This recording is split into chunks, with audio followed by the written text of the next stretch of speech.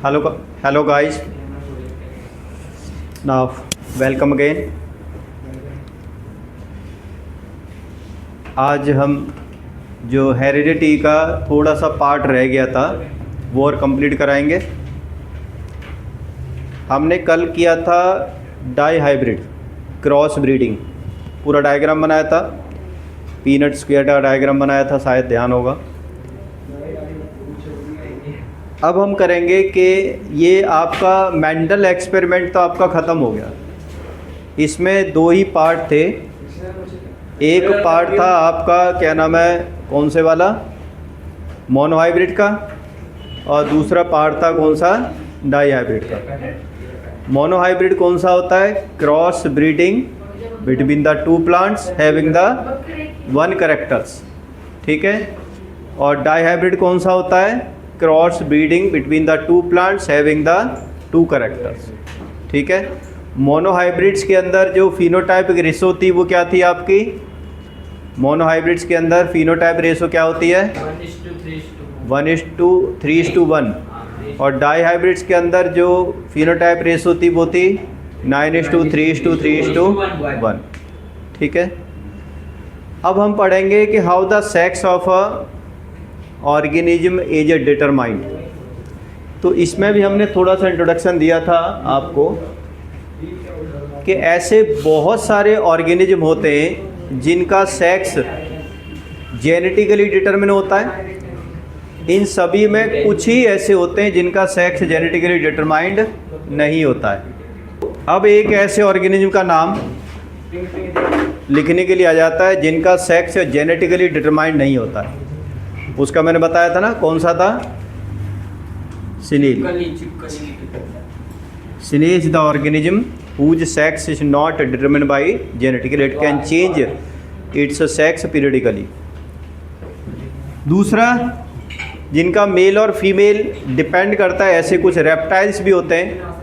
इस रेप्टाइल्स के अंदर एक आता है लिजार्ड और एक आता है टर्टल। लिजार्ड और टर्टल, जिस समय पर इनका जाइगोट फॉर्मेशन होती है उस समय पर डिपेंड करेगा कि टेम्परेचर क्या है। अगर एक हाई टेम्परेचर पर मेल प्रोड्यूस होती है तो लो टेम्परेचर पर वो फीमेल प्रोड्यूस होगी during the incubation of egg, ठीक है। The temperature determine there sex. लेकिन ह्यूमन बीइंग के अंदर ऐसा नहीं होता है। ह्यूमन बीइंग के अंदर sex of the child is purely determined genetically, ठीक है। कैसे डिटरमिन होता है ये बताते हैं आपको। In human beings there are 46 chromosome. 46 chromosome होते हैं।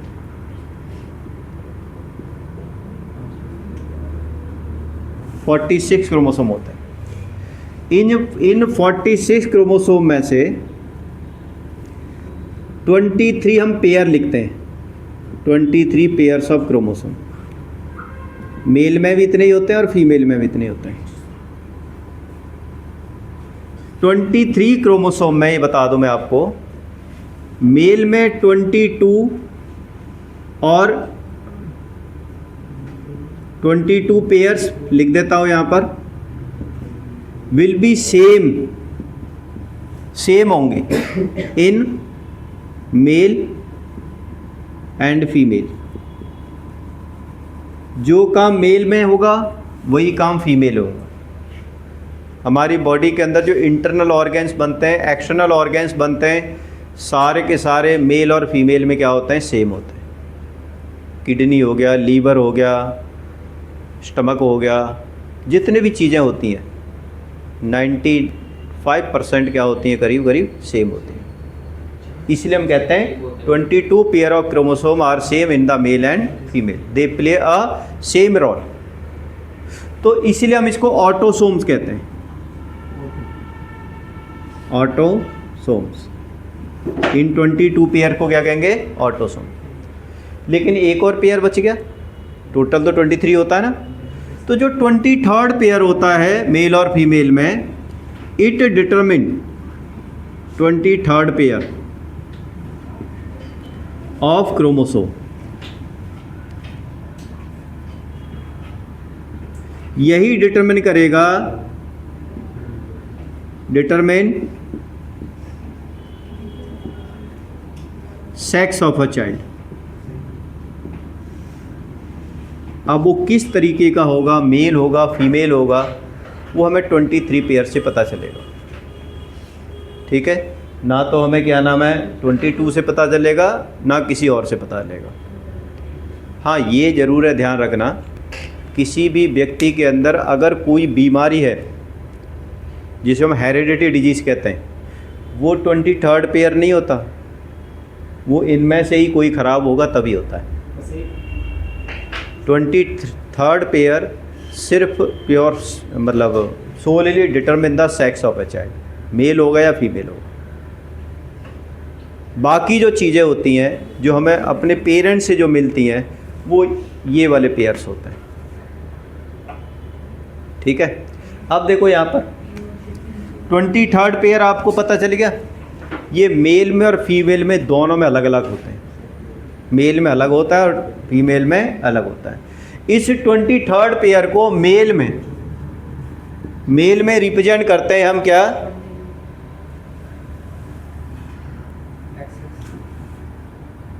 XY, और फीमेल में रिप्रेजेंट करेंगे इसको XX। ये दोनों सेम साइज के होते हैं, लेकिन आप बता सकते हो जनरली प्रैक्टिकली कि मेल और फीमेल में कौन डोमिनेट होता है? नहीं, फीमेल। कौन डोमिनेट होता है? घर में मेल की चलती है फीमेल की चलती है? फीमेल की। तो वो यहाँ पे भी लागू होता है अभी। देखो यूनिवर्सल ट्रुथ है ये। XX तो खैर फीमेल हो गया, तो ऑब्वियसली फीमेल हो गया। यहाँ पर डिफरेंट क्या आ गया, तो Y तो मेल होगा, फिर X तो क्या है इसमें फीमेल का ही है, Y क्या हो गया। तो आपका जो क्रोमोसोम लिखते हैं ना हम ऐसे, ये ऐसे होता है, ये इतना बड़ा होता है और ये इतना बड़ा होता है। ठीक है, फीमेल का जो बड़ा होता है और मेल का छोटा होता है। तो आपको पता लगे ना डोमिनेंट कौन है, फीमेल। ठीक है, तो अब आपको पता चल गया क्रोमोसोम का XY होगा तो मेल होगा और XX होगा तो फीमेल होगा। लेकिन आप ये देखो फर्टिलाइजेशन में किस तरह से ये कंट्रोल होता है। ड्यूरिंग द फॉर्मेशन ऑफ जेमेट्स, जेमेट्स जब फॉर्मेशन होते हैं तो क्रोमोसोम क्या पेयर्स में होते हैं? उसमें जेमेट्स के अंदर बता सकता है पेयर्स में होते हैं क्रोमोसोम? पेयर्स में नहीं होते, आधे हो जाते हैं। 46 थे ना, क्या हो जाएंगे 23 हो जाएंगे। और कोई पेयर में नहीं होगा उसमें। पेयर किसके साथ बनाएगा? वो पेयर किसके साथ बनाएगा?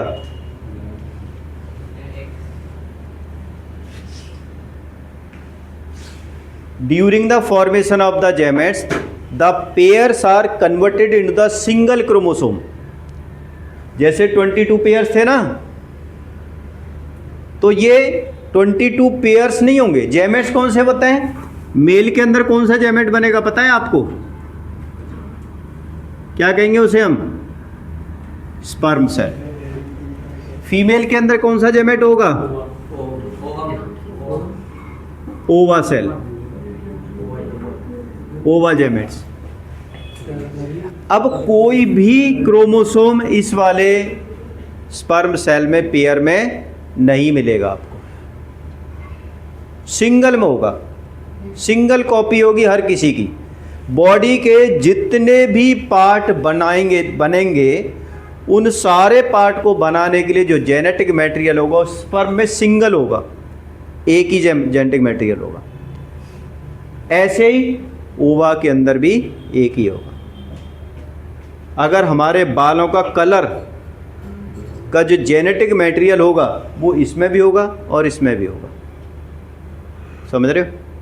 इसी तरह से जब स्पर्म सेल के अंदर आपका जो सेक्स ऑफ अ चाइल्ड निकालना है वो भी इसके अंदर क्रोमोसोम होगा। अब क्योंकि 23rd पेयर को हम कैसे रिप्रेजेंट करते हैं, मेल के अंदर XY होता है और फीमेल के अंदर क्या होता है, ये XX होता है। तो जब XY का आधा होगा तो कौन से स्पर्म सेल बनेंगे? या तो एक ऐसा स्पर्म सेल होगा जिसमें X जेनेटिक मटेरियल होगा, या फिर एक ऐसा होगा जिसमें लेकिन दोनों नहीं होंगे। इस तरह से इसका जो स्पर्म सेल का जो पूरी कॉन्फ़िगरेशन होगी वो क्या होगी, 22 + X और 22 + Y। ये स्पर्म सेल है, क्योंकि 22 तो आपके वो वाले सेल हो गए जो कि सभी के लिए सेम होते हैं, मेल में और फीमेल में। आधे हो गए तो 22 क्रोमोसोम हो गए। और X आपका कहाँ से आ गया, ये सेक्स सेल से आ गया जो 23rd से रिप्रेजेंट करते हैं। तो इसमें से दोनों ही पॉसिबिलिटी है, ये वाला भी स्पर्म सेल होगा और ये वाला भी स्पर्म सेल होगा, लेकिन इसमें दोनों सेम होंगे। भाई अगर X का आप आधा करोगे तो XX वाला ही मिलेगा ना आपको। तो इसमें ओवा की कॉन्फ़िगरेशन क्या होगी, कंपोजिशन 22 + X, दूसरा भी यही होगा 22 + X। समझ रहे हो? तो स्पर्म सेल को हम ऐसे रिप्रेजेंट करते हैं, ओवा सेल को हम ऐसे रिप्रेजेंट करते हैं। इसमें भी कोई पेयर में नहीं होगा, इसमें भी कोई पेयर में नहीं होगा। पेयर कब बनेंगे, जब ये और ये दोनों क्या बन जाएंगे, फ्यूज हो जाएंगे। उस प्रोसेस को हम क्या कहते हैं, फर्टिलाइजेशन। क्या कहते हैं, फर्टिलाइजेशन। जब भी स्पर्म सेल ओवा सेल के साथ में कंबाइंड होकर के जाइगोट बनाता है तो उस प्रोसेस को हम क्या कहते हैं, फर्टिलाइजेशन। अब जब फर्टिलाइजेशन में जब पहला जाइगोट बनेगा वो सारे क्रोमोसोम किस में हो जाएंगे आपके, वो पेयर में हो जाएंगे, क्योंकि आधे इसके आगे आधे इसके आगे हो गए पेयर में। अब जब पेयर में होंगे तो आपको कैसे पता चलेगा कि कौन सा कौन से वाले स्पर्म सेल से मेल प्रोड्यूस हो रहा है, कौन से वाले से फीमेल प्रोड्यूस हो रहा है? बड़ा आसान सा है। देखो कैसे, कि अगर इसके पास तो देखो क्या है आपका, ये क्या है आपका ओवा सेल है, इसके अंदर फूड भरा हुआ, ये नॉन मोटाइल होता है। नॉन मोटाइल का मतलब क्या होता है कि ये मूव नहीं करेगा, ये ओवरी से निकलेगा और फैलोपियन ट्यूब के साथ में चिपक जाएगा, वहाँ पर थोड़ा सा रुक जाएगा। ये समझ रहे हो? और जब ये जो स्पर्म सेल है इसमें दो तरह के स्पर्म सेल होंगे, यहाँ पर ऐसे मूवेबल टाइप के होते हैं। ऐसे ये हेड होता है इनका और पीछे क्या होती है, इसकी टेल होती है। किसके अंदर, स्पर्म सेल के अंदर। अब ये X वाला भी हो सकता है और Y वाला भी हो सकता है। समझ रहे हो? और millions of the sperm cell are introduce into the uterus. बहुत सारे स्पर्म सेल इसके पास पहुंचते हैं, सारे के सारे ऐसे यूं करके ऐसे करके क्या हो जाते हैं, निकल जाते हैं। इनमें से एक ही ऐसा क्रोमोसोम होगा, it will able to impregnate into it, इसके अंदर धस जाएगा। और जब इसके अंदर जैसे ही अंदर गया तो इसकी कंपोजिशन क्या हो जाएगी, चेंज हो जाएगी। और कंपोजिशन चेंज होने के बाद में ये पहले वाला आपका जाइगोट सेल बन जाएगा। ये क्या बन जाएगा, ये जाइगोट बन जाएगा। अब यहाँ पर ये डिपेंड करेगा कि अगर ये X के साथ में कंबाइन हुआ है, X के साथ में कंबाइन हुआ है, तो इसके पास में पहले क्रोमोसोम क्या थे, 22 + X थे। अब ये जब जाइगोट बन गया तो बताओ इसके साथ क्रोमोसोम क्या होंगे, अब 22 + X एक से आए, दूसरे से 22 + X दूसरे से आए, तो आपका क्या हो गया, 22 पेयर प्लस में XX, ये वाली इसकी कंपोजिशन बन जाएगी। 22 पेयर्स हो गए ना, जैसे 22 इसके हो गए, 22 तो हो गए ना 23 पेयर्स टोटल। लेकिन अब आप ये बता सकते हो कि ये जो चाइल्ड प्रोड्यूस होगा यहाँ पर उसका सेक्स क्या होगा,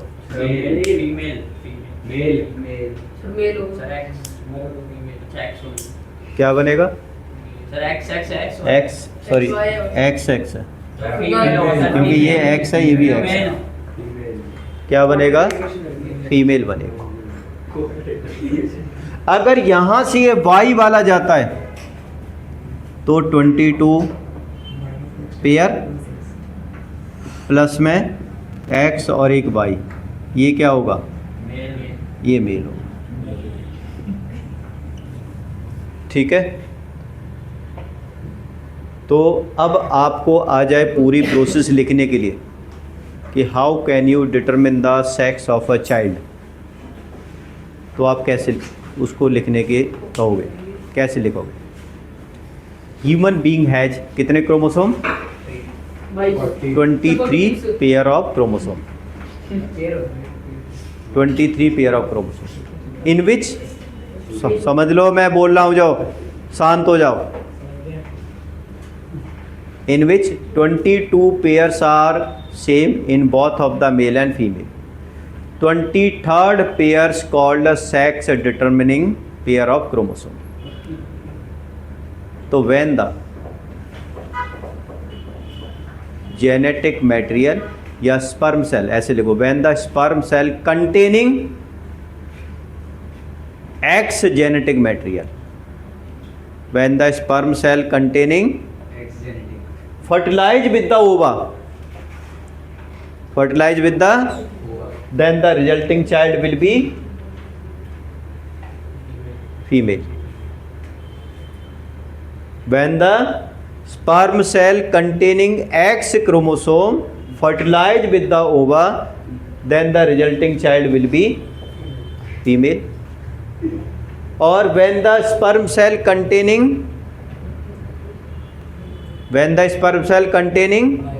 Y chromosome fertilize with the ova, then the resulting child will be male. क्योंकि यहाँ पर Y है, ठीक है, कुल 1% भी।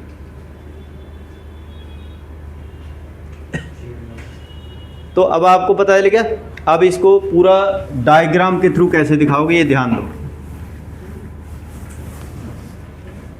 यहाँ पर मेल को मैं रिप्रेजेंट कर देता हूँ और यहाँ पर फीमेल। 23rd पेयर को एक्स वाई और ये एक्स एक्स, यहाँ पर दोनों का क्या बनाओ? जेमेट सेल बनाओ।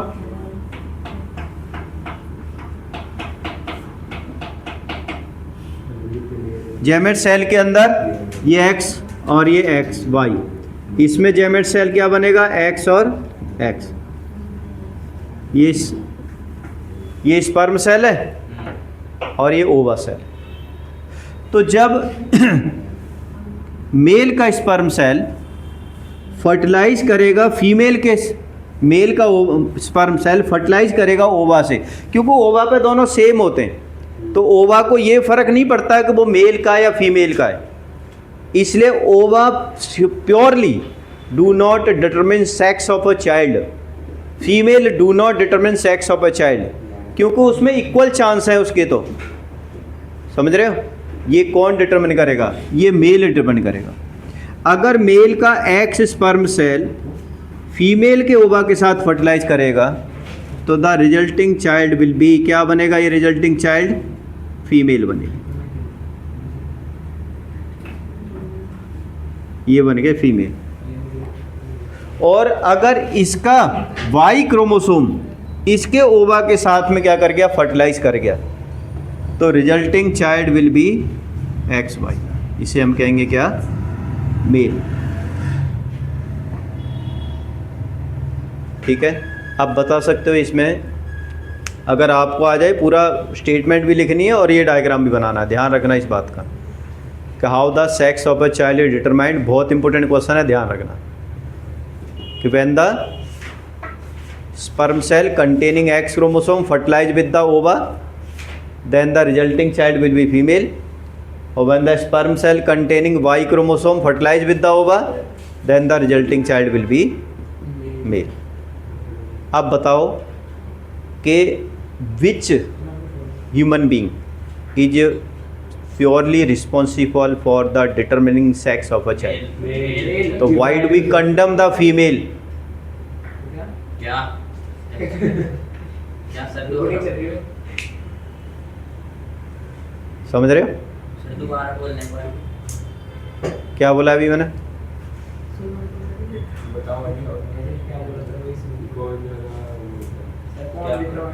क्या बोला है मैंने पीछे? एक नहीं, एक वर्ड बोला था मैंने, क्या बोला है?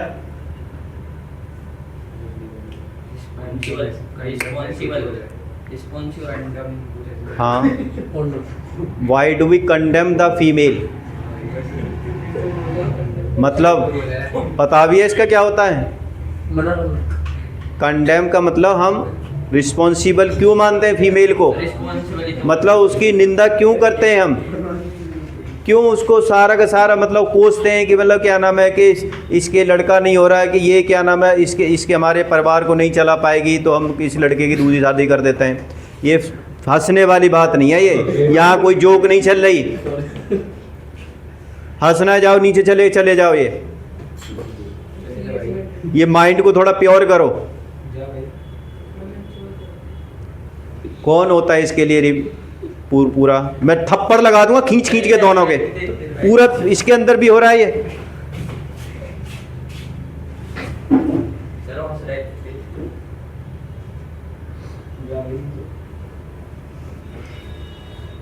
तो जनरली ये क्वेश्चन आता है, ध्यान रखना कई बार, कि how do the male is responsible for determining the sex of a child, क्योंकि फीमेल के अंदर इक्वल चांसेस होते हैं, दोनों क्रोमोसोम सेम होते हैं, एक्स इसके पास भी होता है, एक्स इसके पास भी होता है।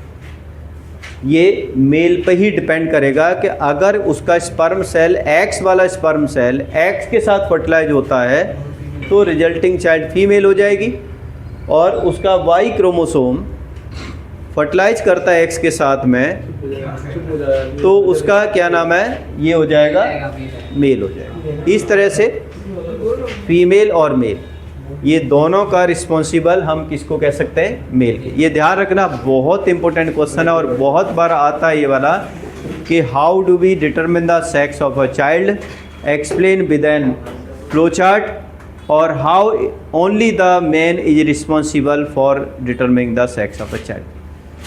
ठीक है, समझ में आ गया? इक्वल चांसेस होते हैं 50% मेल के 50% फीमेल के। ये आपका था क्या नाम है, sex of a child determine करना। अब आगे एनसीईआरटी का पहला ही क्वेश्चन देख लो, फर्स्ट ये लास्ट में क्या नाम है उसमें, हाँ, अब मेंडेलियन एक्सपेरिमेंट। ध्यान से समझना क्वेश्चन को, क्योंकि बड़ा इंपॉर्टेंट क्वेश्चन है, आपको पता चलेगा कि आपको कितना समझ में आया है इससे। ठीक है, पीछे देखना जरूरी है, दिमाग भी लगा लो अपना, चेक कर रहा हूँ, जरूरी है फिर चेक करना।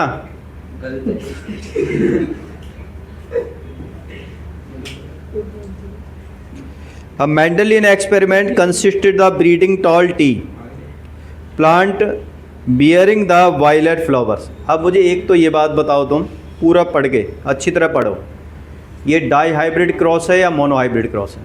डायहाइब्रिड। क्यों, सर इसमें दो कैरेक्टरिस्टिक है।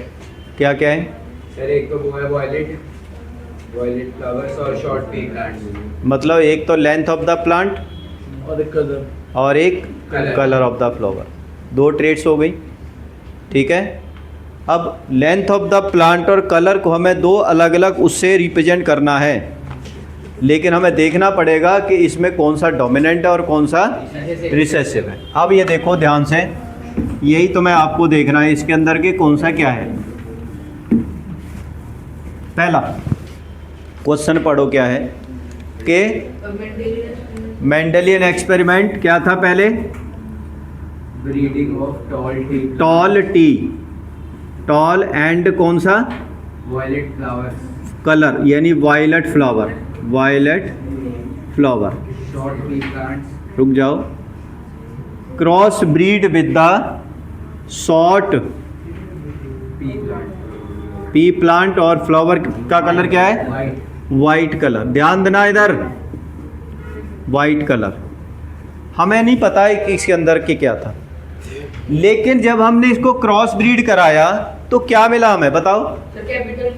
अरे रुक जाओ भाई, क्या मिला, क्या बोला है उसमें? All Bore violet flowers. Violet flower, But almost half of them were short. Violet flower मतलब कलर का तो आपका पता चल गया, और ऑलमोस्ट क्या है, Half are short. मतलब शॉर्ट भी आए इसके अंदर और टॉल भी आए।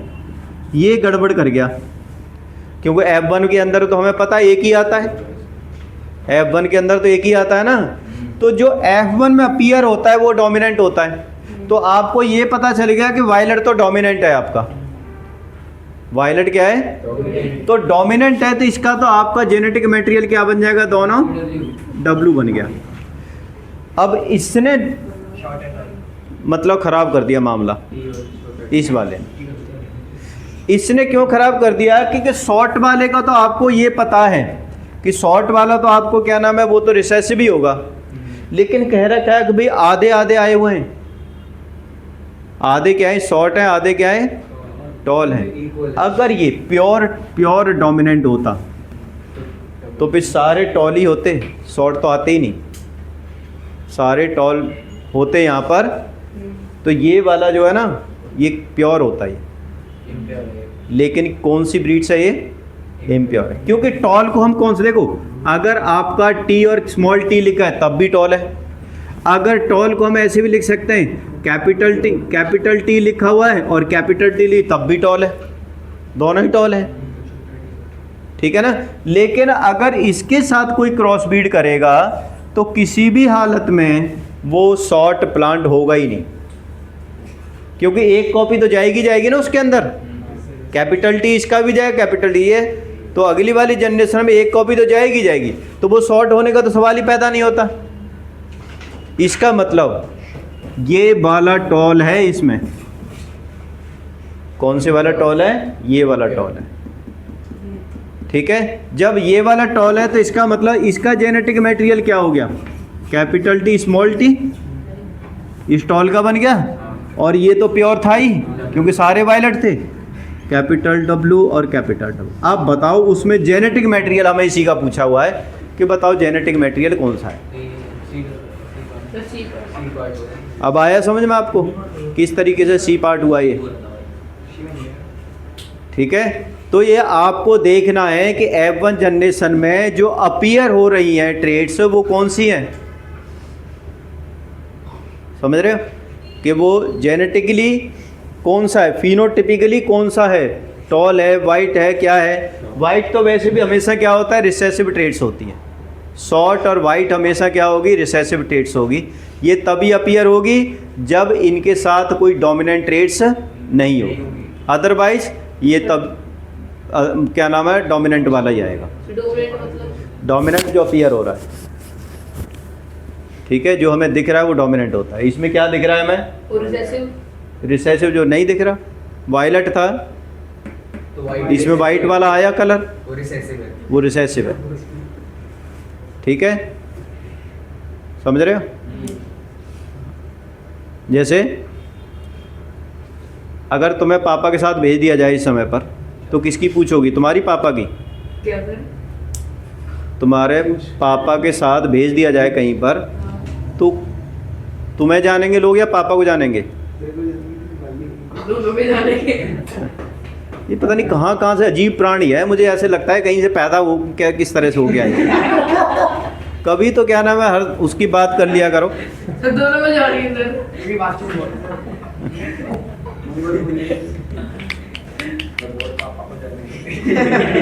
अगर मान लो ऐसे समझ लो, अगर हम मोदी जी के भाई को भेज दें उसके साथ में, ठीक है, मोदी जी के साथ मोदी जी के भाई को भेज दें और विदेश में भेज दें, ठीक है, तो उसको भाई को जानेंगे, मोदी जी को जानेंगे, तो कहेंगे भाई को जानेंगे। ये सोच है इनकी, बस इतनी सोच है बस। मोदी भी जानेंगे, मोदी के भाई भी जानेंगे। तो कुछ तो मतलब दिमाग में थोड़ा सा अंडरस्टैंडिंग रखा करो, मैच्योरिटी वाली। पापा भी जानेंगे। समझ रहे हो। तो अब हम बात कर रहे हैं कि यहाँ पर रिसेसिव का मतलब, डोमिनेंट का मतलब यही होता है कि आप किस चीज़ से जाने जाते हो, आपकी जो अपीयरेंस है वो किस चीज़ से है, समझ रहे हो। तो यहाँ पर भले ही आपका क्या नाम है वाइट कलर का जेनेटिक मटेरियल है, लेकिन वो अपीयर तो नहीं हुआ, समझ रहे हो? तो इस वजह से जो अपीयर नहीं होता है वो आपका रिसेसिव होता है, और जो अपीयर होता है वो क्या होता है? डोमिनेंट होता है। ठीक है, अब एक क्वेश्चन आगे और देखो, एग्जाम्पल ऑफ होमो, ये हटा दो, दूसरे वाला था नहीं, खैर इसमें तो था नहीं। अभी देखो आगे है आपका स्टडी फाउंड वाला, ये है स्टडी फाउंड, हाँ इसमें चौथा है पुरानी वाली बुक में, स्टडी फाउंड दैट। अब ध्यान देना, इस क्वेश्चन को ध्यान से पढ़ो, इसमें भी डोमिनेंट ट्रेड्स और तुम्हारा रिसेसिव ट्रेड्स का पता चलेगा। Study found that children with light coloured I are likely to have a parents with a light colored eye. On this basis, can we say that anything about whether the light eye color trait is dominant or recessive? Why or why not? Yes, light colored eye may be dominant. कैसे? क्योंकि likely to have, तो maximum किसके हैं? Light colour I है ना। तो जब किसी भी पॉपुलेशन के अंदर जो ट्रेड्स मैक्सिमम मान लो क्या नाम है प्रेजेंट होती है, तो वो जनरली क्या मानी जाती है? डोमिनेंट ट्रेड्स मानी जाती है। कैसे डोमिनेंट ट्रेड मानी जाती है? आप समझो कि अगर मान लो मैं कैपिटल टी और स्मॉल टी तो मैंने दोनों का सेम लिया था ना, दोनों का सेम लिया था। अब मान लो कि F1 जनरेशन में तो सारे कैपिटल ही, सारे के सारे टॉल होंगे। F2 में जाकर के क्या बनेंगे? वो एक मिलेगा तुम्हें किसका? रिसेसिव का, और 3 मिलेंगे किसके? डोमिनेंट के। तो पॉपुलेशन किसकी ज़्यादा हुई? थर्ड जनरेशन, सेकंड जनरेशन में भी किसकी पॉपुलेशन ज़्यादा हुई? किसकी ज़्यादा हुई? आपकी डोमिनेंट वाली की ज़्यादा हुई ना।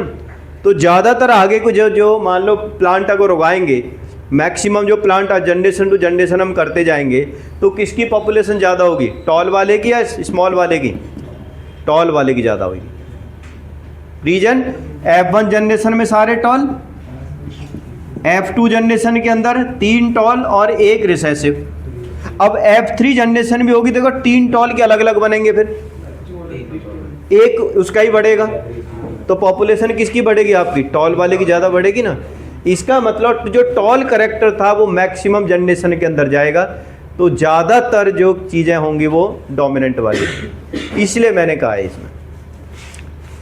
ठीक है, likely to have a coloured eye या मान लो लाइट आई लिखा हुआ है, तो इसका मतलब ये आपका डोमिनेंट हो सकता है, क्योंकि मैक्सिमम पॉपुलेशन में ये वाला ट्रेड्स पाई जा रही है।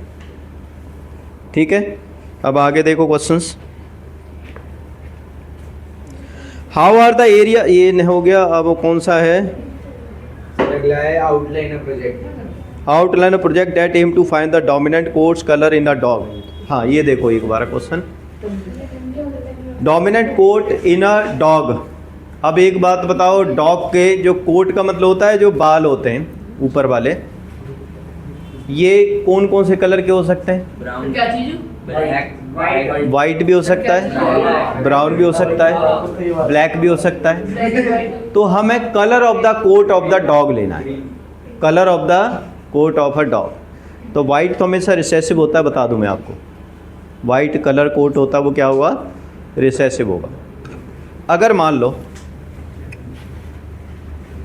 कैसे डिटरमिन करोगे इसे?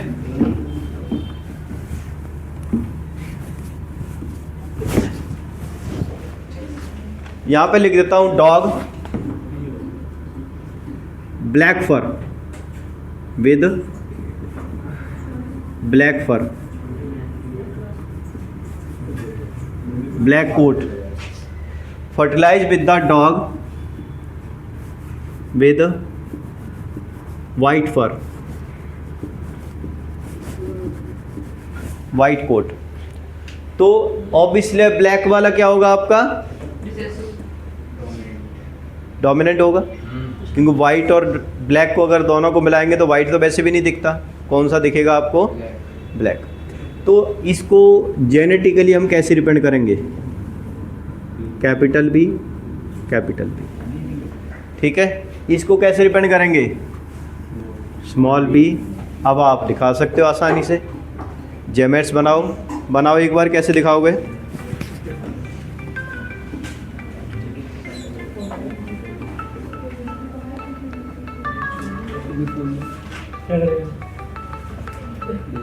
ये भाई बस चलने मत देखिए।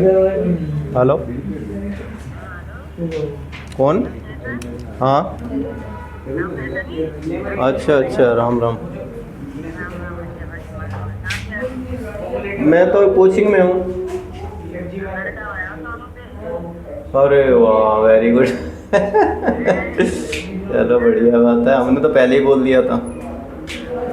ये तो मैंने 1.5 साल पहले ही बोल दिया था, 2 साल पहले जब पिछली बार आया था। हाँ कि चलो बढ़िया। चलो अभी मेरी क्लास चल रही है, बाद में बताता हूँ फिर बोल। देखिए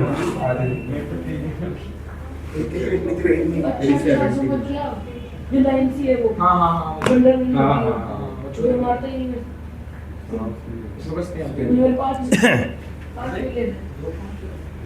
हाँ भी, अब इसके जेमेट्स बनाओ, क्या बनेंगे जेमेट्स? बड़ा भी स्मॉल भी। कैपिटल बी, कैपिटल बी, ठीक है। Small B, small B.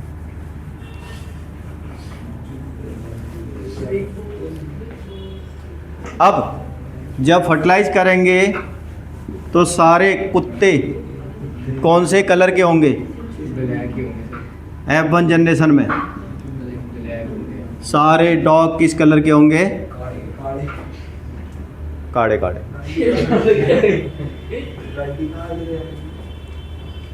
लेकिन